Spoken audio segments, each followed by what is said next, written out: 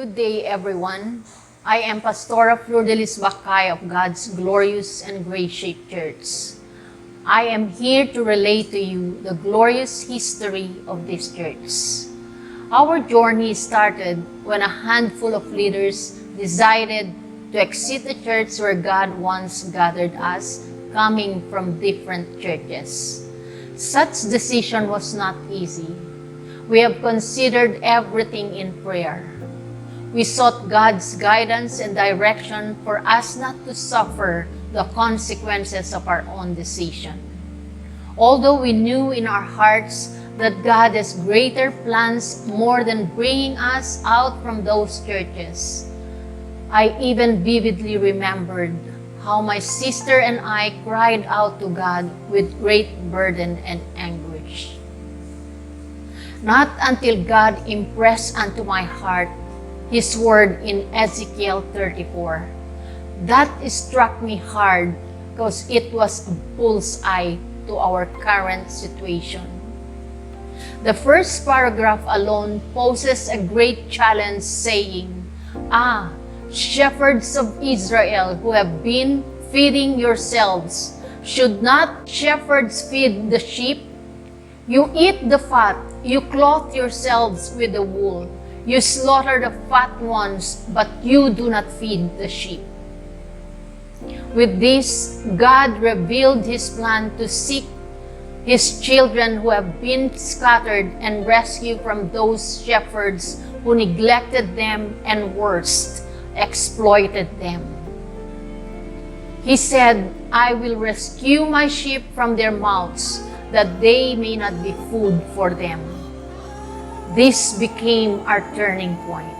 But then again, we were groping as how to begin. Prayer went on and on. Surely, those who sow in tears will reap in joy. One day, God showed me in a vision the former CAP building near our residence. Immediately, I hurried to check and talk to the management of the building. I inquired if there was an available room for rent and asked for its cost. Then it was told that it cost $25,000 a month. I tried to negotiate if the management could give it for $5,000 since the gathering is not an income-generating organization. So she told me to write a letter of intent addressed to the main office requesting to give it for $5,000. And told me to come back in 3 days.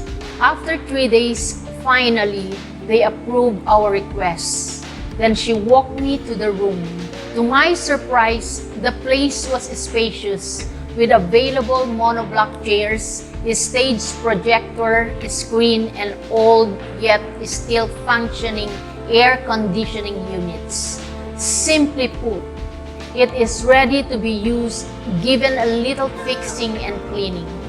On top of this, the management was willing to have it rented for a very minimal cost. Then I shared the good news to the rest and we arranged for the rental. And we started cleaning the place. After the general cleaning, when everyone left, I decided to stay a little longer for I felt the presence of God.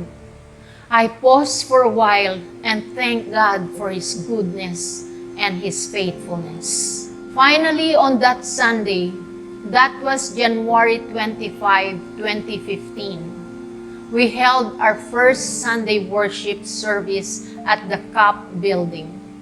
Then after the service, we counted the offering and it was amounted to $5,900. And I told our treasurer, we could already pay the 1-month rental. And on that same day, we had our table fellowship. On the course of our fellowshipping, we decided to continue doing the table fellowship every Sunday worship service, which through God's abundant grace and provision carried out even to these days. The next days, we went house to conduct Bible studies. From that time on, God continually poured His provisions and the Lord kept on adding people and families to the church. These ministries could not be made possible without God using the following people: Pastor June Pomar,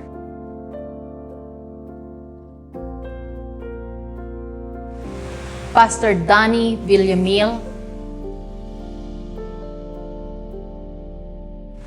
Sister Mila Gumpal,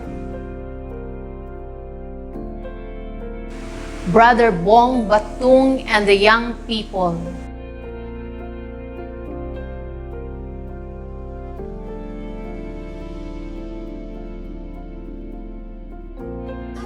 Sister Baby Salazar,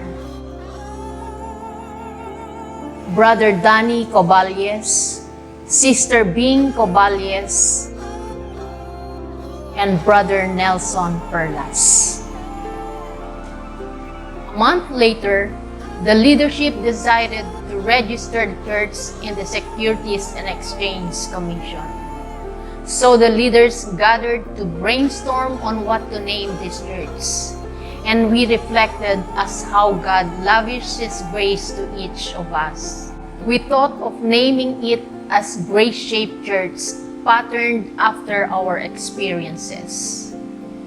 As we registered it in SEC, we found out that it has similar names registered. So Brother Bong added God's Glorious to make it God's Glorious and Grace Shaped Church, and it was accepted. Speaking of God's provision, we were really started from scratch. We were then borrowing instruments like guitar and beatbox for our praise and worship.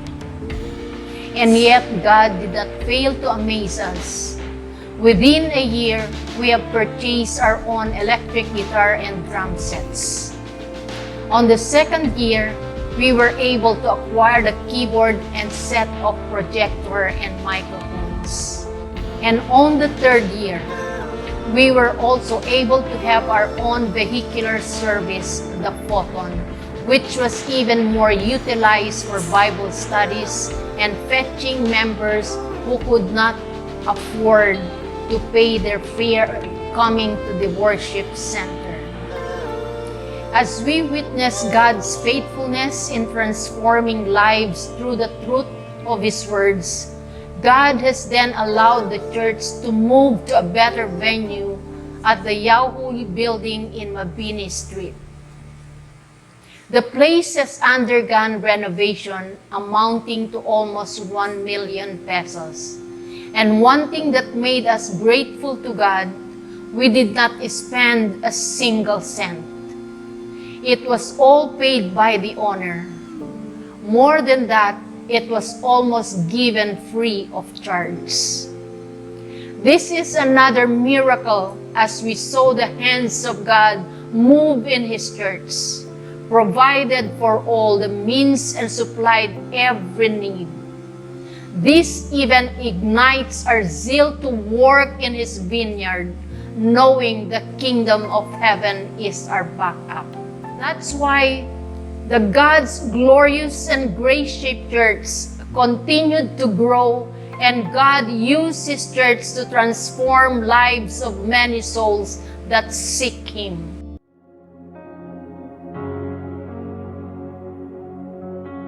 Magandang araw po. Ako po si Joseph Galindo. Bago ko po natagpuan ang Panginoon sa buhay ko, ako po ay dating pabarkada, magagalitin, at taong may kataasan na hindi tumatanggap ng kamalian. Ako ay isang manginginom na kung nalalasing ay manggugulo. Ako ay napakaserosong tao. Kung ikukumpara ako sa aking mga kapatid, ay napakalayo, lalo na sa pag-uugali. Walang ibang hatid sa magulang, kundi sakit sa ulo lamang. Hanggang sa isang araw, naimbitahan ako na dumalo dito sa Sunday service dito sa TGSC. Hindi ko alam kung ano ang nag-udyok sa akin na dumalo noon dito. Wala din akong plano na makinig noon, mag-aral ng salita ng Diyos. Hanggang sa hindi ko na namamalayan na habang kasalukuyan po yung preaching ay unti-unti na akong minumulat sa aking mga kamalian na gagawa. Nagpapasalamat ako sa Panginoon sa pagkakataong binigay niya sa akin upang humingi ng kapatawaran sa aking mga nagawang kasalanan. Sa pagkakataong binigay niya upang mag-aral at mas maintindihan pa ang kanyang salita. The ministry began to expand, hence opening doors for jail ministry in BJMP Tuguegarao, Bible studies in selected barangays, prayer meetings, counseling, visitations, discipleship trainings, crystal clear Bible studies every Wednesday, Friday services, feeding programs and medical missions, baptism, virtual services, and online Bible studies. And even when we are faced to the greatest challenge of our time, when the whole world is hampered by COVID-19, yet we remain steadfast to advance the cause of the gospel, for God is unstoppable. He is our greatest hope. It proves that the church is not the building, but lives that are being transformed and are willing vessels to declare His glorious and unconditional love.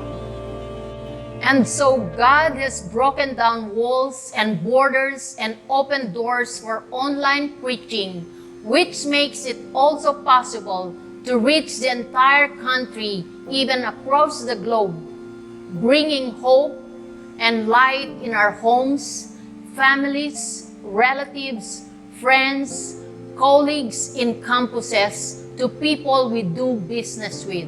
He puts desires and His love in our hearts to realize the vision and mission that He gave us, to open the eyes of people to the truth of His gospel, to usher them to turn from darkness to light, to let them experience the life shaped by the grace of God, to allow them to serve as salt and light in the dark, crooked, and decaying world. 7 years of God's faithfulness. 7 years of God's sustaining grace. 7 years declaring Jesus our great jubilee. He directs, He reconciles, and He restores. This is God's glorious and grace-shaped church, where lives of the ordinary are shaped by the amazing power of God to make extraordinary things. Join us in our great celebration, the year of completion, the year of jubilee. All glory to God.